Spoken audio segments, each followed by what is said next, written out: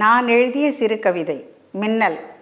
வெளிச்ச விளிம்பாய் நின்று போடும் கோலங்களோ, நிலைகுலைய வைக்கும் இடியின் வரவை கண்ணை பறித்து முன்னுணர்த்தும் தூதுவனோ, வானம் ஃப்ளாஷ் போட்டு ஃபோட்டோ எடுக்கும் விந்தையோ, அச்சத்துடன் ஆனந்தம் தரும் கண்காட்சியோ, உருவத்தில் மெலிந்த நதிகளின் ஊற்றுக்கண்ணோ, ஆகாயம் செய்து காட்டும் நொடி நேரத்து மேஜிக்கோ, உயரத்தில் ஓர் கருநீல வீணையின் ஒளி நரம்புகளோ, உழுகின்ற உழவன் ஓங்கிய சாட்டையை உள்வாங்கி வானம் செய்யும் பயிற்சிகளோ, நீலப்பட்டு வானத்தின் கிழிசல்களை தையல் போட்டு தைக்கும் விரல்களோ,